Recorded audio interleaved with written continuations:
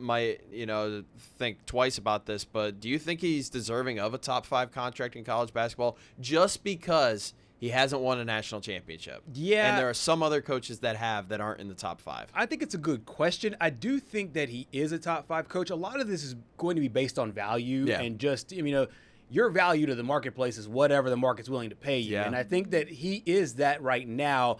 Is he a top 5 coach? I could probably put a list of coaches that doesn't have him on it inside the top 5. I think he's easily top 10. So I just think the market is going to dictate that. But then also, too, let's just say Dusty May resigns. Let's just say Dan Hurley resigns. He could easily go from number 5 to number 8, 9, 10 in the course of the next few months just because of other guys. So is he a top 5 coach right now? No. Is he knocking on the door? Is he a top 5 coach? Maybe. Is he knocking on the door? Absolutely, in my opinion. Yeah, I think it's similar to what we talk about when it comes to NFL contracts. It's kind of just the way the cookie crumbles at the time, and that's what the market said. And Alabama obviously valued him, and they wanted to keep him, so that's what they had to pay him. Yeah. Go ahead. We do see this a lot in professional sports where there are these guys, and it's usually players that come in and completely disrupt the market and just set the market to some unreasonably high standard. Deshaun Watson. Deshaun Watson, that was definitely one. I think of some pitchers in the MLB that got a ton of money that probably didn't deserve it. So for the market value, do you think this is a good contract in comparison to the entire market right now? Yeah, I think so. It's going to be valued around $6 million per year. That sounds about fair. I mean, I think if I was just going to a coach that's been to 4 Sweet 16s in a row, a coach that has been the number 1 overall seed, a coach that's been to the Final Four, $6 million does feel like, okay, we expect you to keep up this level of production and then maybe over the course of the next 4 to 5 years break through and win that national championship. I would agree. Yeah, and so he's obviously got a lot to fill in coming into this year. Taking a look at his resume at Alabama, obviously I think that he's one of the guys that he's very, very deserving. You see the record overall, and he keeps putting together very, very tough schedules. So he makes Alabama kind of one of the premier basketball programs in my opinion. This does look to me like, hey, he can coach, and he's proven it. It's not lightning in a bottle. Oh, for sure. I think, like I've said, Alabama really values him, and it's because of these numbers, what he's been able to do. And, I mean, he was just a high school coach and was able to go to Alabama and do some great things for them. So I think he still has a lot more ahead of him. We'll see how he attacks the transfer portal here. Yeah, I think that the next – I think if he is going to go somewhere else, is going to the NBA. I think he'd want to scratch the NBA, itch, so to speak, before – just jumping into another college basketball job. And this feels like it's going to solidify that. He does have some holes to replace. Obviously, LeBaron Philon convinced him to come back last year, or had a part in convincing him to come back last year, made a run. Now he's going to be possibly a lottery pick, but some guys now in the transfer portal as well. Yeah. Got word yesterday that Aiden Sherrell's now in the transfer portal. We saw what Michigan was able to do with the big guys last night. UConn was a big team. Arizona was a big team. He looks like he'll have some value on the market as well. Yeah, for sure. And I think the big thing when you look at this Alabama team is they've been great at shooting, but I think they need a little more size as well. Yeah. So I think that's going to be something that Nate Oats really looks at in this transfer portal. Yeah. Patrick, as you kind of, dissect what next year's roster will look like. It'll obviously look a little different from the guard perspective. Still don't know what's going on with Aiden Holloway, LeBaron Philon gone, but now the Sherrell news hits. Yeah, and this one, I don't really know if this comes as a surprise to me because there have been some reports that he was getting tampered with the entire season, and I think if I were to make, I know that they make like the crystal ball projections over there with some of the transfer portal reporters and stuff. I think my crystal ball would probably be Michigan. I think that's the one. I think he's from Detroit, right? Yeah, or right outside Detroit. He's from right outside Detroit. It seems like that was the team that's been tampering with him this entire season. He probably just saw what Dusty May did with Yaxel Lindeborg this season. Another guy that came over from a different Alabama school, but right within the same school system. Yep. So I would not be shocked if Aiden Sherrell did end up heading up there to Michigan, averaged just over 11 points per game. 6 rebounds, that's something that I feel like Dusty May could be able to coach him up in that regard, because that's been the one thing that we've kind of talked about, you and I, about Nate Oats is, yes, he can recruit all this wing talent. He can recruit guys that can shoot the three-pointer well, but he just hasn't really been able to find that true 5, that true 4 that's been really able to clean up the glass, grab a bunch of rebounds. That's just been the one thing holding Nate Oats back. Yeah, and this tournament has showed you in the course of the last 3 games, they were all comprised of all big guys. I mean, the Final Four, the national championship game, you need size in order to win at the highest level. And so Bama's offense was absolutely spectacular last year. I think it was ended off the regular season #1 in the country in scoring overall, led in large part by LeBaron Philon. Well, now he is gone. Right. It will be interesting to see where Nate Oats goes to try to replace his offensive production. Do you think that they are going to try to do it with one guy, try to do it with multiple guys? What will be your plan of attack if you were Nate Oats? Well, I think just with watching this last NCAA tournament and seeing the teams that went far are the ones that had size and the ones that had depth. So if I were a head coach of a college basketball team, which I'm not, but if I were, I think I would more so look at, like, take the Michigan approach. Look at who can I make into a team versus how much money can I spend on this one guy who I think can score 40 points a game. Right, yeah. No, I agree with that. And I think that when you have – if Holloway does come back, because apparently the last thing I heard was that his I think he can now enroll back at the school again. I think he's got a lot of hurdles to clear before he plays basketball. But you have him back, and you have another guard to pair with him, like a LeBaron Philon-ish kind of guy. It would be interesting. Jasper Johnson is a guy that has he been committed or has he signed? A guy that's a former Kentucky guard, a guy that could, in my opinion, play a role for this team if he does happen to come on there. Patrick, your thoughts on Jasper Johnson and just what he could bring to this Alabama squad? Yeah, and I think Nate Oats recruited him pretty heavily out of high school, and so the connection is right there. If I'm not mistaken, his final choice out of high school was either to stay in state and go to Kentucky or to go to Alabama and play for Nate Oats. And I feel like the 4.9 points per game is not a good indicator necessarily of how good he actually is.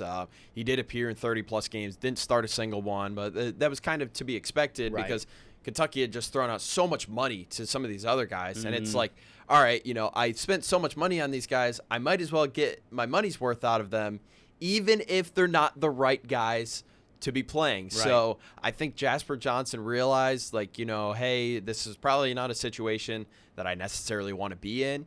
Something that does, pique my interest, so to speak, is the fact that he's an above 30% three-point shooter. And all I can think about is, goodness, if he gets in a Nate Oats system, he's going to take a lot of three-pointers. And who took a lot of three-pointers this year? LeBaron Philon. Yep, and I think that he obviously sees that system being the fact that he shoots a lot of threes and he makes a lot of threes. I can see him watching the Alabama system and saying, hey, I could fit in there. I can do that. And Nate Oats proudly always says he runs an NBA-type system as well. So I think that could be a nice marriage there for both Alabama and for Jasper Johnson if that does come into fruition. Meanwhile, we touched on Aiden Holloway a moment ago. Obviously, derailed the end of the season after the SEC tournament. Bama finds out their seed. He lands in jail. I think he's now been cleared to go back to campus, to Alabama's campus. It's not funny. It's just the way that you said that made me laugh. The way I just worded to clarify, the way you said went to jail. Oh well, I mean, that was as he's expecting him to practice with his team, get ready for Hofstra. Next thing you know, he's in jail and not coming back to the basketball team.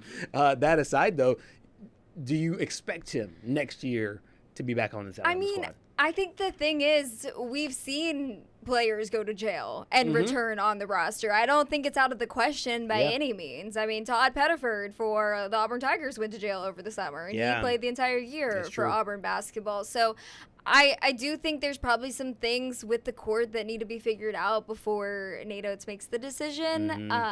It'll be interesting to see right now with the transfer portal open. Will Nate Oats want to invest in him, or is he going to shop around in the transfer portal to see if he can find a more reliable option? Right, and I'm not saying that one crime outweighs the other. I think if it was a violent crime, you might not see him anymore if he was cleared by the court. Yeah. But because the fact it was this, it does feel like, hey, he'd be more lenient. Yeah. And we've seen how much Nate Oats goes to bat for his guys.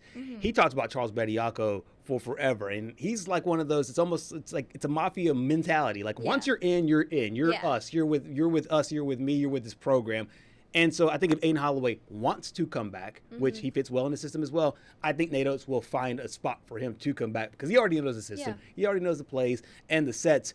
Patrick, from your perspective, do you expect to see Aiden Holloway back in the Alabama uniform in 26-27? I think so because if I'm not mistaken, didn't Jalen Carter go to jail when he was at Georgia? Yeah, he did. And he came back and played. Yep.